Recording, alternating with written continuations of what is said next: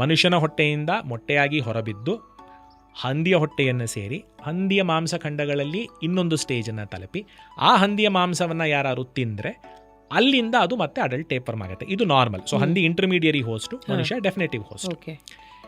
ಈ ನಾರ್ಮಲ್ ಸೈಕಲಲ್ಲಿ ಮಧ್ಯ ಏನಾದರೂ ಒಂದು ಡಿಸ್ರಪ್ಷನ್ ಆಯಿತು ಅಂತ ಇಟ್ಕೊಳ್ಳಿ. ಇಫ್ ಮನುಷ್ಯ ಆಕ್ಸಿಡೆಂಟಲ್ ಆಗಿ ಇಂಟರ್ಮೀಡಿಯರಿ ಹೋಸ್ಟ್ ಆಗಿಬಿಟ್ಟ ಅಂತ ಇಟ್ಕೊಳ್ಳಿ.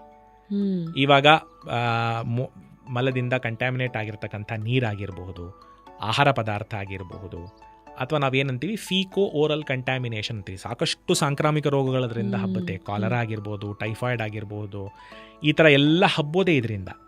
ಸೊ ಮನುಷ್ಯನ ಒಂದು ಮಲದಿಂದ ಕಲುಷಿತವಾಗಿರ್ತಕ್ಕಂಥ ಆಹಾರ ಪದಾರ್ಥ ಅಥವಾ ನೀರು, ಇದನ್ನು ಮನುಷ್ಯನೇ ಮತ್ತೆ ಸೇವನೆ ಮಾಡ್ತು ಅಂತಂದರೆ, ಗೊತ್ತಿಲ್ಲದೆ ಸೇವನೆ ಮಾಡ್ತು ಅಂದರೆ ಏನಾಗುತ್ತೆ, ಹಂದಿಯ ಹೊಟ್ಟೆಗೆ ಹೋಗ್ತಾ ಇರ್ತಕ್ಕಂಥ ಮೊಟ್ಟೆ ಮನುಷ್ಯನ ಹೊಟ್ಟೆಯನ್ನು ಸೇರುತ್ತೆ. ಅಲ್ಲಿ ಏನಾಗುತ್ತೆ, ಅದು ಹುಳುಗಂತೂ ಗೊತ್ತಿರಲ್ಲ ಇದು ಯಾರ್ದು ಇಂಟೆಸ್ಟೈನು ಏನು ಅಂತ ಹೇಳಿ. ಸೊ ಅದರ ನೆಕ್ಸ್ಟ್ ಸೈಕಲ್ಗೆ ಅದು ಆಬ್ವಿಯಸ್ ಆಗಿ ಹೋಗುತ್ತೆ. ಅದರ ಜೀವನ ಚಕ್ರದ ಮುಂದಿನ ಸೈಕಲ್ಲು. ಸೊ ಸಿಸ್ಟಿ ಸರ್ಕಸ್ ಅಂತ ಕರಿತೀವಿ. ಅದು ಮನುಷ್ಯನ ಜಠರದಲ್ಲಿ ಚಿಕ್ಕ ತೂತನ ಮಾಡಿಕೊಂಡು ಮನುಷ್ಯನ ರಕ್ತ ಬಂದು ಬೇರೆ ಬೇರೆ ಅಂಗಗಳಲ್ಲಿ ಹೋಗಿ ಸೇರ್ಕೋಬಹುದು.